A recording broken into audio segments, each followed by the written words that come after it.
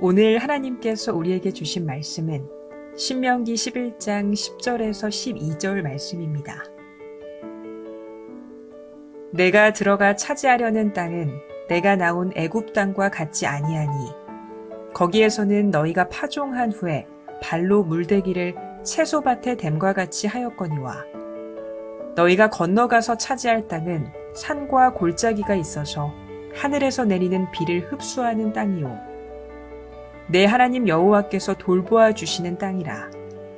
연초부터 연말까지 내 하나님 여호와의 눈이 항상 그 위에 있느니라. 아멘.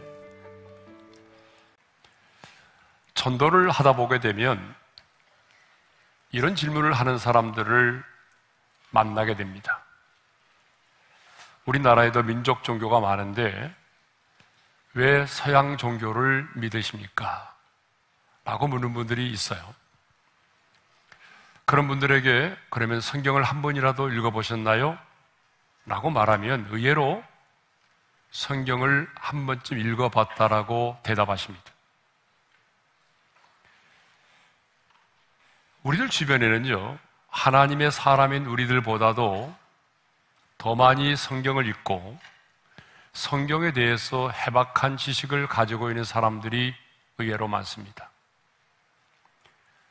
그런데 놀라운 사실은 그렇게 성경을 많이 읽었음에도 불구하고 성경이 우리에게 말하고 있는 복음의 진리를 깨닫지 못하고 기독교를 서양의 종교로 생각한다는 것입니다. 아니, 성경을 한두 번 읽어본 사람들은 내가 성경을 읽어봤는데 그 성경은 이스라엘의 역사책이더구만, 이렇게 말하는 분들이 없지 않아 있습니다. 그럼 표면적으로 보게 되면 구약은 이스라엘의 역대 왕들과 역사 속의 사건들이 기록되어 있기 때문에 이스라엘의 역사책이 아닌가라고 하는 생각이 들 정도로 이스라엘의 역사적인 내용들이 많이 담겨져 있죠. 여러분, 왜 동일한 성경인데 어떤 사람은 그 성경을 읽으면서 복음의 진리를 깨닫게 되고, 그리고 성경이 단순한 이스라엘 역사책이 아닌 하나님의 말씀인 것을 믿게 되고, 또 어떤 사람은 성경을 읽었음에도 불구하고 기독교는 서양 종교이고 그리고 이스라엘의 역사책이라고 생각을 하게 될까요?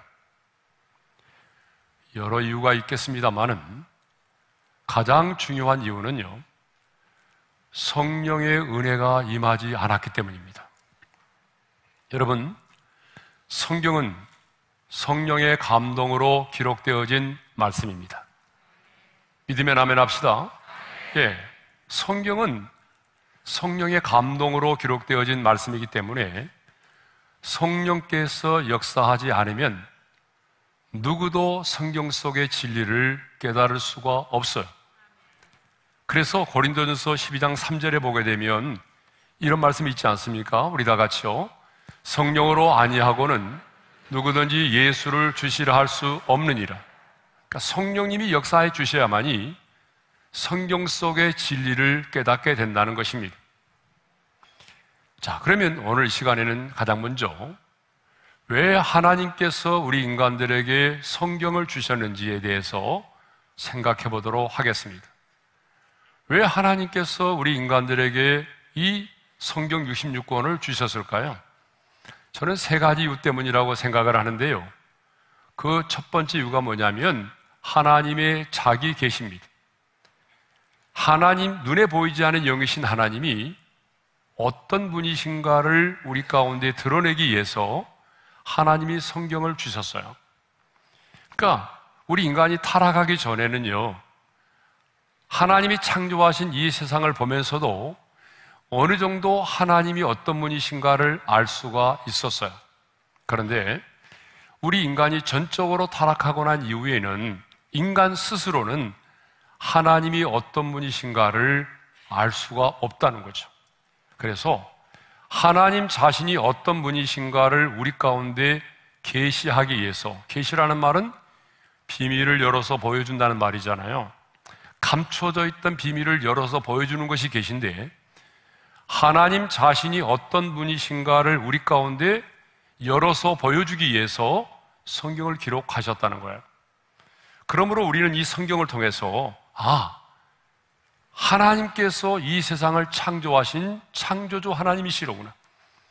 그 하나님은 전지하시고 전능하신 분이시고 약속을 지키시는 신실하신 하나님이시고 사랑의 하나님이시고 인자와 긍휼이 풍성하신 하나님이시고, 그럼에도 불구하고 죄를 미워하시고 그 죄에 대해서 반드시 심판하시는 공의로우신 하나님이심을 우리가 알게 된 것입니다. 성경을 통해서 우리는 하나님이 어떤 분이신가를 알게 된 거죠. 그러므로 여러분들이 성경을 읽을 때에, 또 큐티를 할 때에 가장 먼저 여러분이 생각해야 될 것이 있어요. 하나님이 내게 무슨 말씀을 주시는가를 생각하기 전에 하나님이 어떤 분이신가를 먼저 생각하셔야 됩니다. 하나님은 어떤 분이신가? 자, 두 번째로 하나님께서 우리에게 성경을 주신 두 번째 이유는 하나님의 구원에 계십니다. 다시 말하면 어떻게 하면 타락한 우리 인간이 구원을 받을 수 있는지를 우리 가운데 계시하고자 성경을 주셨다는 거예요. 그러니까 이 성경 속에는 하나님이 우리의 구원을 위해서 어떤 일을 행하셨고, 또 타락한 우리 인간이 구원을 받기 위해서는 어떻게 행해야 하는지를 말씀하고 있다는 것입니다. 그래서 하나님은요, 이스라엘이라고 하는 한 나라를 선택하시고 그 나라 속에 이스라엘 민족의 역사 속에 일어나는 모든 사건들과 등장하는 인물들을 통해서 어떻게 하면 우리 인간이 구원을 받을 수 있고, 하나님께서 우리의 구원을 위하여 무엇을 어떻게 행하셨는지를 말씀하고 계신다는 거죠. 그래서 성경 속에 나오는 노아의 방주의 사건이라든지, 또 불임절의 사건이라든지, 출애굽의 사건 뿐만 아니라 바벨론의 70년 포로 생활을 청산하고 예루살렘으로 귀환한 사건, 광야에서 독사에 물려서 죽게 되었을 때에 장대에 달린 놋뱀의 사건들, 이런 모든 역사의 사건들을 통해서 하나님께서 어떻게 우리 인간을 구원하기를 원하시는지 그 구원을 계시하고 있다는 거죠. 그것만이 아니죠. 구약에 나와 있는 성막과 성전, 그 여러 기구들과 여러 제사 제도를 통해서 하나님께서는 어떻게 하면 우리 인간이 하나님께로 나아갈 수 있는지를 계시하고 있다는 것입니다. 그러므로 여러분, 이스라엘의 역사는요, 단순히 한 나라의 역사가 아닙니다. 하나님께서 우리의 구원을 위하여 행하신 일이 무엇인가? 어떻게 하면 우리 인간이 구원을 받을 수 있는가? 이 모든 것들을 계시하고 있는 것이 바로 이스라엘의 역사라고 하는 것입니다. 그러므로 우리가 성경을 읽을 때에 이런 구속사적인 관점에서 성경을 읽어야지, 그것을 떼어놓고 표면적인 이스라엘의 역사로 보게 되면 성경은 이스라엘의 역사책에 불과하게 된 것입니다. 자, 세 번째로 하나님께서 우리에게 성경을 주신 세 번째 이유는 구원받은 자의 삶이 어떤 것인가를 우리에게 가르쳐 주기 위해서입니다.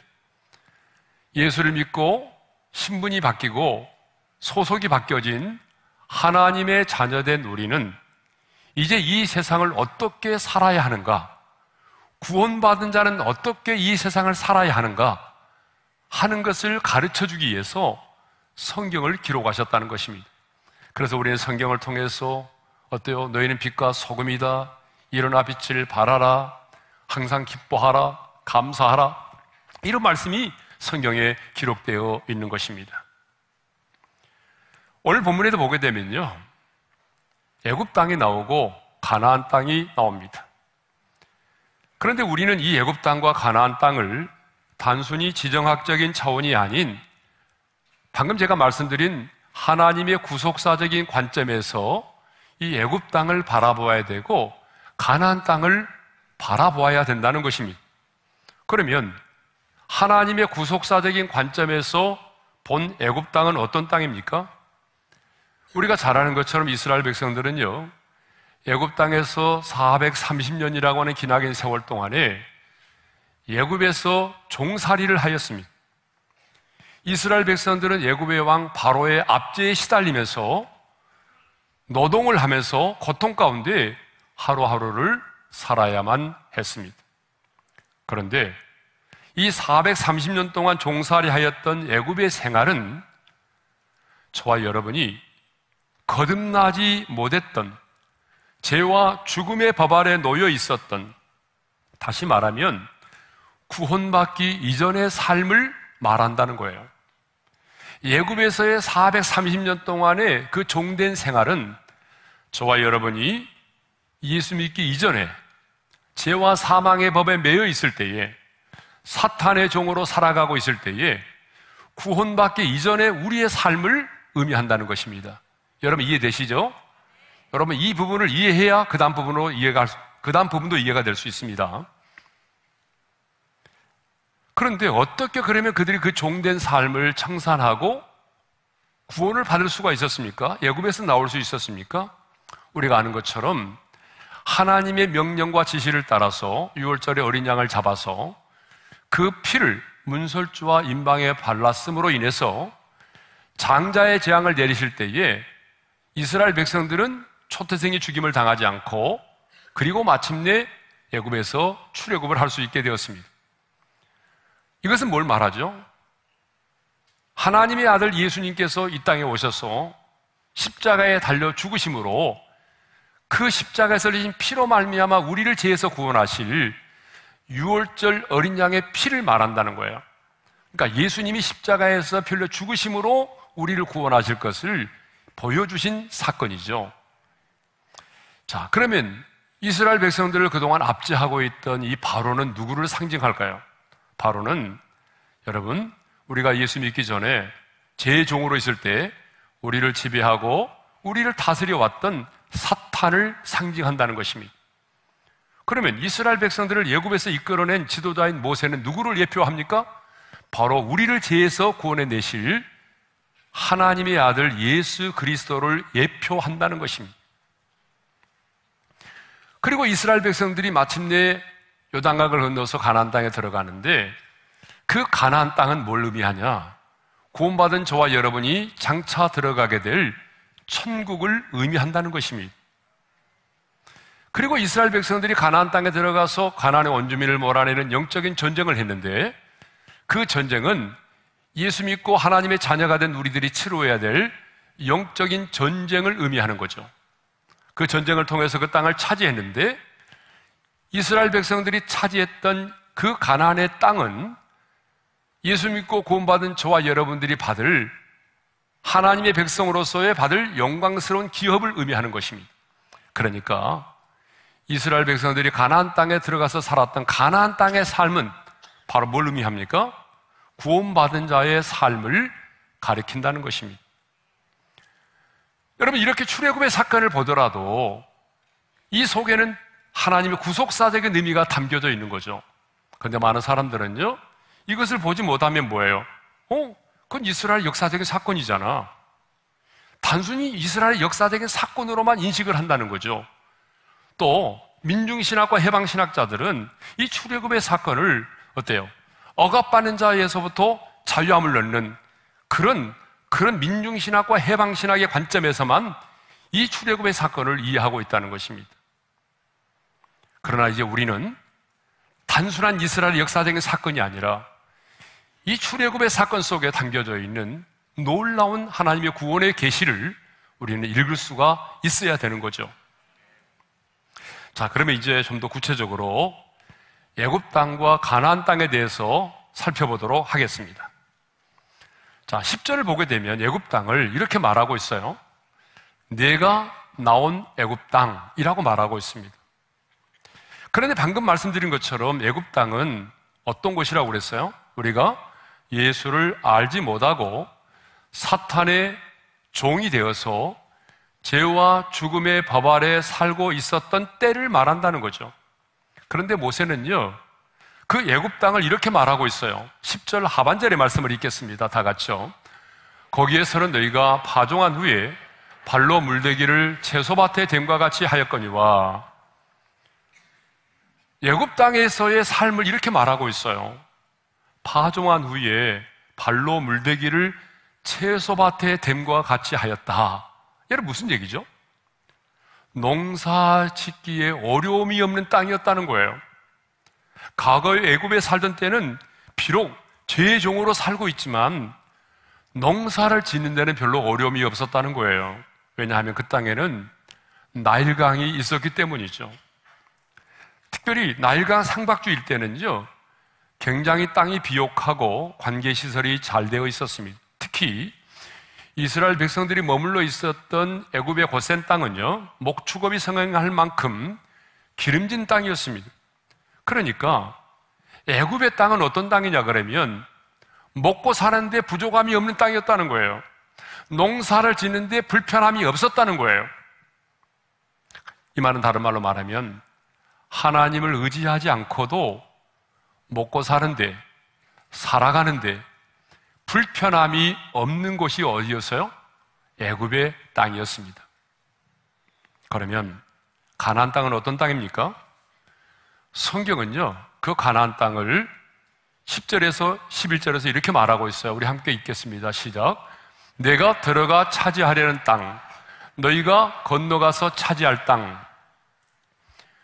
요단강을 건너가서 차지할 땅을 가나안 땅이라고 말하고 있어요. 그렇죠? 그러면은 이스라엘 백성들이 광야를 지나고 요단강을 건너서 마침내 들어가서 차지할 가나안 땅은 어떤 땅입니까? 첫째로 하나님께서 아브라함에게 약속하신 땅이라는 거예요. 즉흥적으로 주어진 땅이 아니고 하나님께서 일찍이 믿음의 조상 아브라함에게 약속하신 땅이에요. 하나님은요, 아브라함과 언약을 맺으시고 난 다음에 이렇게 말씀하셨어요. 내 자손이 400년 동안 이방에서 계기대에서 괴롭힘을 당하다가 4대 만에 큰 재물을 가지고 이 땅으로 돌아오게 될 것이다라고 약속하셨어요. 자, 창세기 15장 16절의 말씀을 읽겠습니다. 시작. 내 자손은 4대 만에 이 땅으로 돌아오리니 4대 만에 다시 이 땅으로 돌아오게 된다고 말씀하셨어요. 이 땅이 어느 땅일까요? 이 땅이 어느 땅이죠? 더위를 잡수셨나요? 자, 이 땅이 어느 땅이에요? 가나안 땅입니다. 가나안 땅. 이 가나안 땅으로 돌아오게 된다는 거예요. 이 약속의 말씀처럼 이스라엘 백성들은 그동안 400년이 넘는 세월 동안에 저 애굽에서 종으로서 고통스러운 나날을 보내다가 마침내 하나님의 약속의 말씀대로 애굽에서의 종된 생활을 청산하고 다시 하나님이 약속하신 가나안 땅으로 들어오게 된 것입니다. 그러니까 이 가나안 땅은요, 어떤 땅이죠?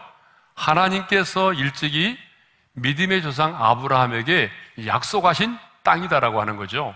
약속의 땅이었어요. 자, 두 번째로 가나안 땅은 어떤 땅이냐 그러면 젖과 꿀이 흐르는 땅이에요. 그래서 하나님은 모세를 이스라엘의 구원자로 부르실 때도 뭐라고 말씀하시냐 그러면 출애굽기 3장 8절에 보게 되면 이렇게 말씀하십니다. 다 같이요. 내가 내려가서 그들을 애굽인의 손에서 건져내고 그들을 그 땅에서 인도하여 아름답고 광대한 땅, 젖과 꿀이 흐르는 땅에 데려가려 하노라. 하나님이 모세를 보내시면서 이스라엘 백성들을 어디로 이끄시겠다고 말씀하셨어요? 아름답고 젖과 꿀이 흐르는 광대한 땅으로 그들을 인도하겠다고 말씀하셨어요. 그리고 오늘 본문 신명기 11장 9절에도 보게 되면 이렇게 말씀하고 있습니다. 다 같이요. 젖과 꿀이 흐르는 땅에서 너희의 날이 장구하리라. 자, 이것을 보게 되면 하나님께서는 이스라엘 백성들을 출애굽시킬 때에 그 출애굽의 최종 목적지가 어디였어요?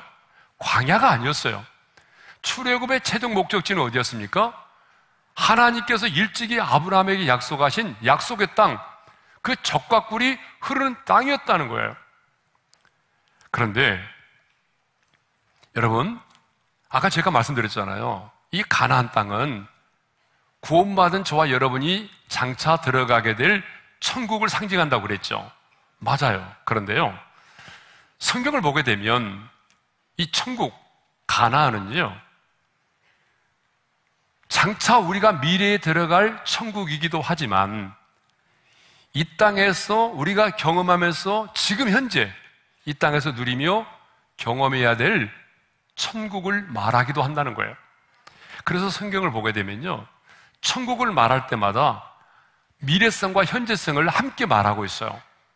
그래서 우리는 늘 천국 가게 되면, 자, 내가 장차 죽어서 가는 곳 천국. 그런데요, 성경을 보게 되면 미래적인 천국보다는 지금 저와 여러분이 이 땅에 살아가면서 누리고 경험해야 될 하나님의 나라, 천국에 대해서 더 많이 강조하고 있다는 거예요. 그래서 예수님도 뭐라고 말씀하시냐 그러면, 하나님의 나라가 이미 너희에게 임하였다라고 말씀하셨고, 하나님의 나라는 어디 안에 있다? 너희 안에 있느니라고 말씀하셨습니다. 이것은 지금 우리가 누리며 살아야 될 천국을 말하는 거죠. 미래에 들어갈 천국이 아닙니다. 그래서 우리도 어떻게 말합니까? 내 주 예수 모신 곳이 그 어디나 하늘나라, 그렇게 찬양을 하지 않습니까? 가나안은 장차 우리가 들어가야 될 곳이고, 또 지금 우리가 이 땅에서 경험하며 누려야 될 천국을 의미한다는 것입니다. 자, 그런데요, 이 가나안 땅을 하나님이 뭐라고 말씀하셨다고 그랬어요? 젖과 꿀이 흐르는 땅이라고 분명하게 말씀하셨어요. 그죠? 젖과 꿀이 흐르는 땅이라고 하나님이 분명히 말씀하셨거든요.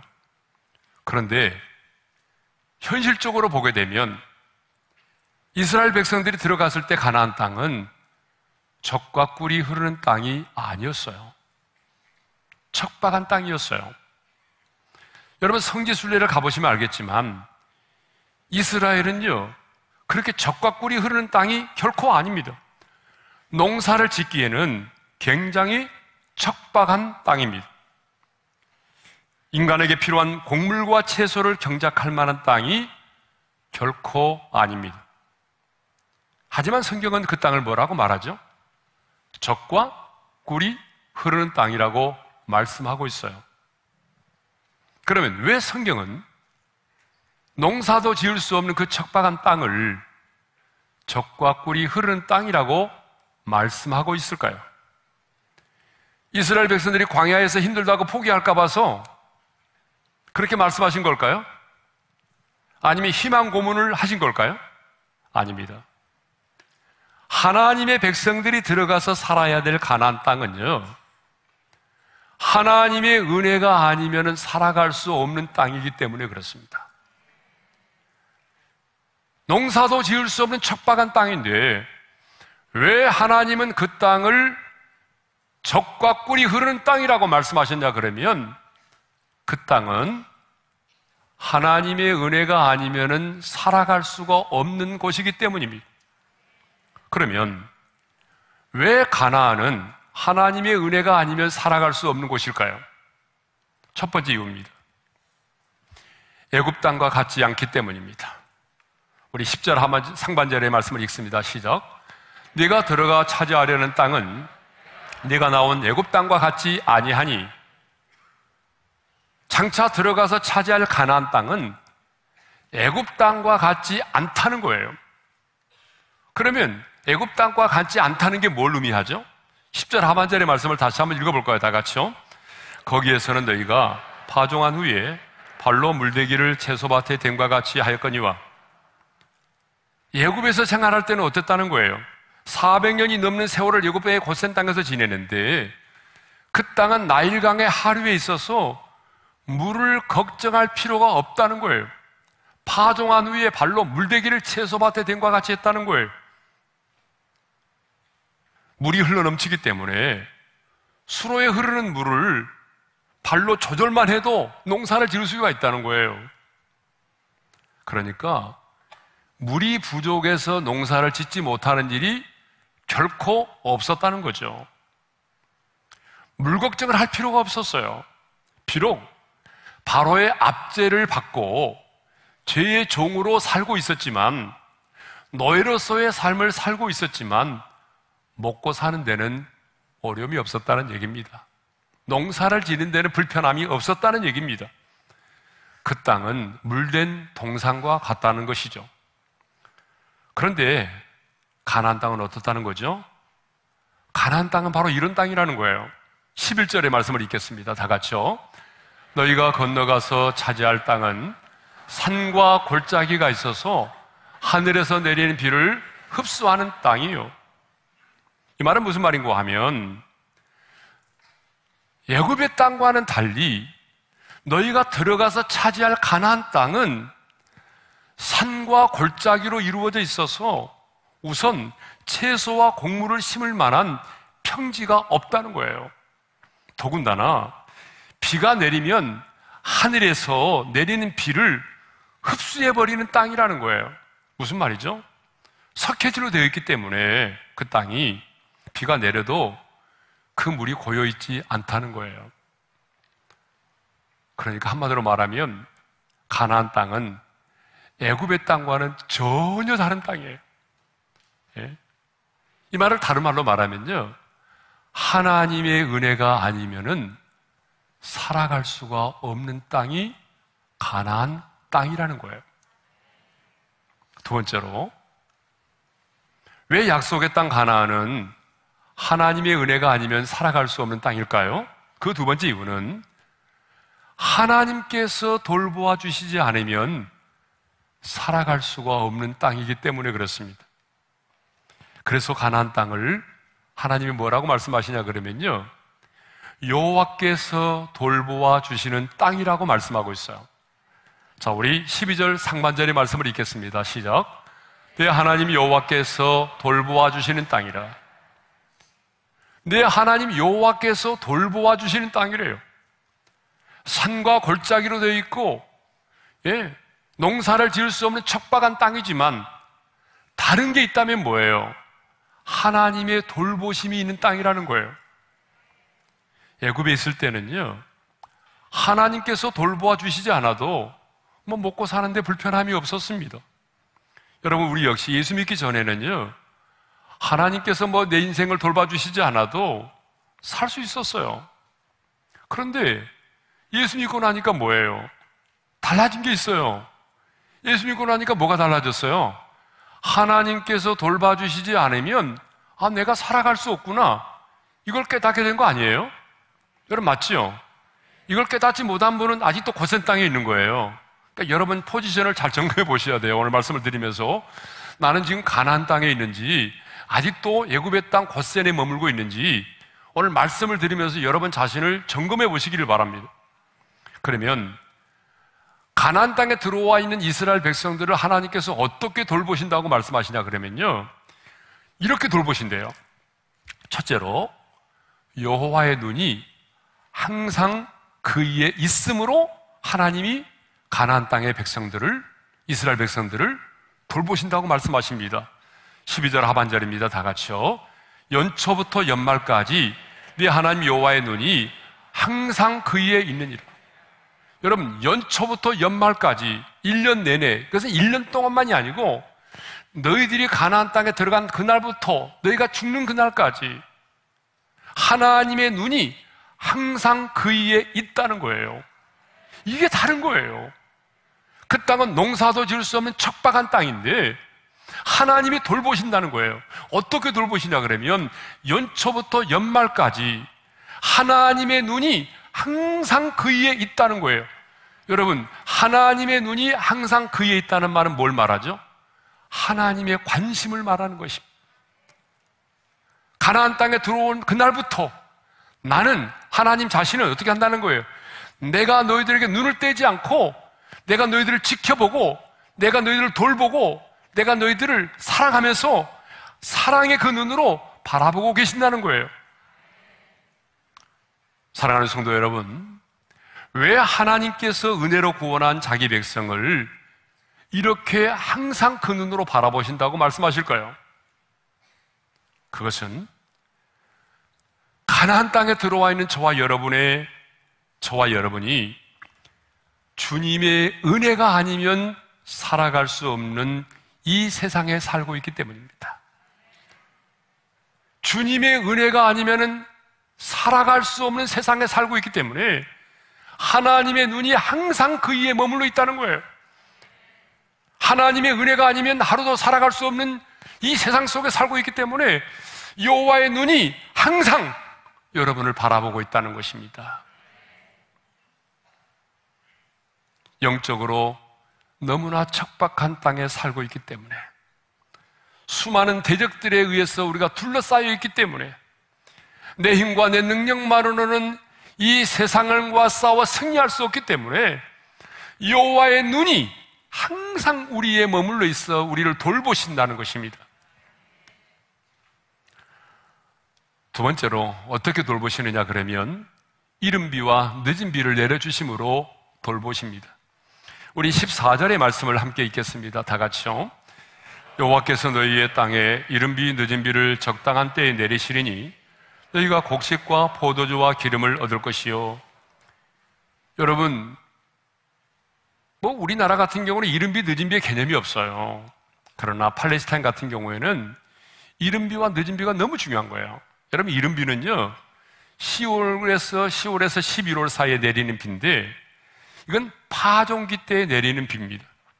이때 비가 내려야 흙을 부드럽게 해주고 땅을 갈기에 좋도록 해주어서 파종을 할 수 있는 거예요. 그러니까 이른 비가 내리지 않으면 파종을 못 하는 거예요. 또 3월과 4월에 내리는 비는 늦은 비라고 그래요. 이 늦은 비는요 추수하기 직전에 내리는 비예요. 이 비가 내려야 그 곡식의 결실을 풍성하게 해주는 것입니다. 그러니까 이른 비는요 파종을 위한 비라면, 늦은 비는 열매를 탐스럽게 하는 비인 것입니다. 그러므로 여러분, 그 가나안 땅에서는요 때를 따라서 이른 비가 내려주고 때를 따라서 늦은 비가 내려줘야만이 농사를 지을 수가 있는 거예요. 이 이른 비와 늦은 비가 때를 따라서 내리지 않으면은, 적당히 내려주지 않으면은 여러분 먹고 살 수가 없는 곳이에요. 그것이 바로 가나안입니다. 그런데 여러분, 애굽 땅에서는 어땠어요? 애굽 땅에서는요 하늘의 비를 구하지 않아도 살 수 있었어요. 농사를 지는데 별로 어려움이 없었단 말이에요.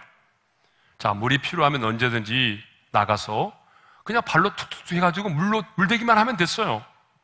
그러므로 그들의 삶 속에 하나님이 필요 없었습니다.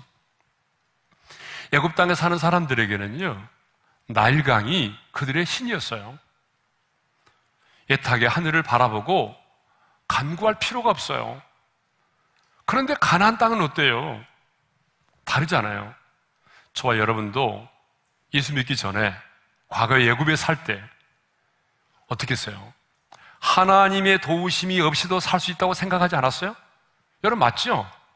여러분 예수 믿기 전에 하나님의 도우심이 없이도 얼마든지 살 수 있다고 생각하지 않았습니까? 예수 믿기 전에는 우리 모두 내 힘으로 살아왔어요. 내 열심으로 살았어요. 내 방법으로 살았어요. 내 방식으로 살았어요. 내 경험으로 살았습니다. 그리고 운만 좋으면 성공할 수 있다고 생각했어요. 물론 예수 믿기 전에도 죄를 많이 지었죠. 죄를 지을 때마다 그래도 양심의 가책은 좀 느꼈지만 그래도 세상을 사는 데는 별로 죄책감이 없었어요. 죄를 짓고 난 다음에도. 하늘을 바라보지 않고도 땅의 것들만을 바라보면서도 잘 살았어요. 이것이 뭐예요? 저와 여러분이 구원받기 이전의 삶이에요. 애굽의 고센 땅에 있었을 때 우리의 삶의 모습이에요. 솔직히 예수 믿기 전에 여러분이 언제 겸손히 하나님 앞에 무릎을 꿇고 하나님의 얼굴을 구한 적이 있습니까? 없잖아요. 이것이 우리가 예수 믿기 이전에 지난날의 애굽의 삶의 모습이라는 것입니다. 그런데 여러분 예수를 믿고 난 이후에 가나안 땅에 들어오고 나니까 너무나 많은 게 달라졌어요. 가나안 땅에 딱 들어오고 나니까 뭐예요? 하나님께서 돌봐주시지 않으면 하루도 살아갈 수 없다는 것을 깨닫게 된 겁니다. 아니, 하나님의 은혜가 아니면 내가 한순간도 살아갈 수 없구나. 하나님께서 때를 따라서 이른 비와 늦은 비의 은혜, 때를 따라 돕는 은혜를 베풀어 주시지 않으면 나는 살아갈 수가 없구나. 여러분, 이걸 우리가 경험하잖아요. 겸손히 하늘을 바라보지 않고는 하늘을 하루도 살아갈 수 없구나. 하나님을 의지하지 않고는 내가 하루도 살아갈 수 없구나. 이것을 깨닫는 것이 뭐예요? 이것이 바로 가나안입니다. 때를 따라 도우시는 하나님의 은혜가 아니면 살아갈 수 없는 곳이 뭐예요? 바로 가나안의 삶입니다. 이제 우리는 주님 없이는 살 수 없습니다. 한순간도 주님의 은혜가 아니면 살아갈 수가 없습니다. 여러분, 이것을 깨닫는 사람이 바로 하나님의 사람입니다. 다른 사람은 몰라도 나는 이제 주님의 은혜가 아니면 살아갈 수가 없습니다라고 고백하는 사람이 바로 심령이 가난한 사람입니다. 이 사람이 구원받은 사람이고 이 사람이 지금 가나안 땅에 머물고 있는 사람입니다.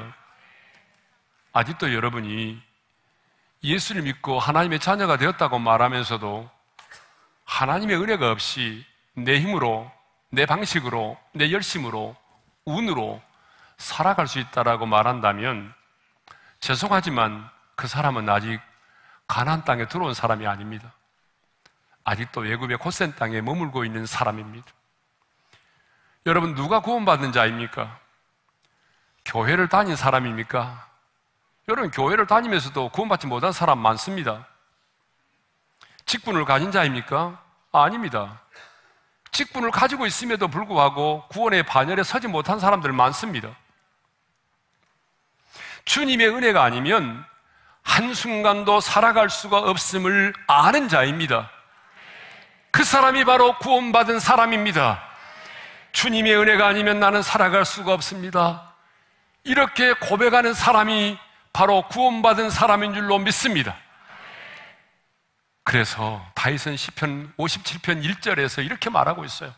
우리 한번 읽겠습니다. 시작. 하나님이여 내게 은혜를 베푸소서, 내게 은혜를 베푸소서. 여러분, 가나안 땅을 살아가고 있는 우리들에게는 하루 한 날 한순간도 하나님의 은혜가 아니면 살아갈 수 없습니다. 이 사실을 알았던 다윗은 고백합니다. 하나님이여 내게 은혜를 베푸시고 내게 은혜를 베풀어 주옵소서.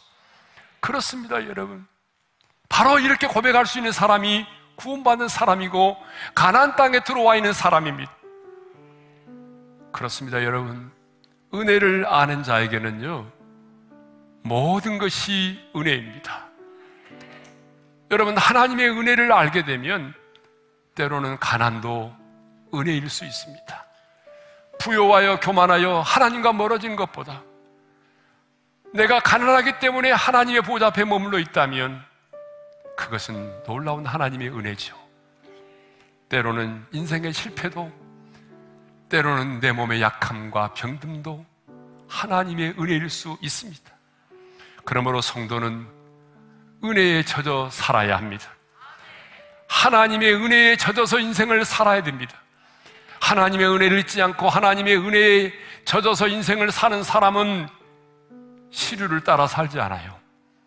대세를 따라 살지 않습니다. 허무한 감정에 사로잡히지 않아요. 근데 여러분, 하나님의 은혜에 젖어 있지 않으면 뭔가를 이루었는데 허무한 거예요. 뭔가를 소유했는데 너무 허전한 거예요. 자녀를 키우고 난 다음에 너무 허전한 거예요.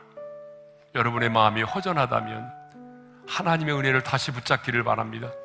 다시 하나님의 은혜에 젖어 살기를 바랍니다. 하나님의 은혜에 젖어 사는 사람은 옛생활로 돌아가지 않습니다. 이제 우리는 주님 없이는 살 수 없습니다. 한순간도 주님의 은혜가 아니면 살아갈 수 없습니다. 여러분, 이 고백이 저와 여러분 모두의 고백이 되기를 주님의 이름으로 축원합니다.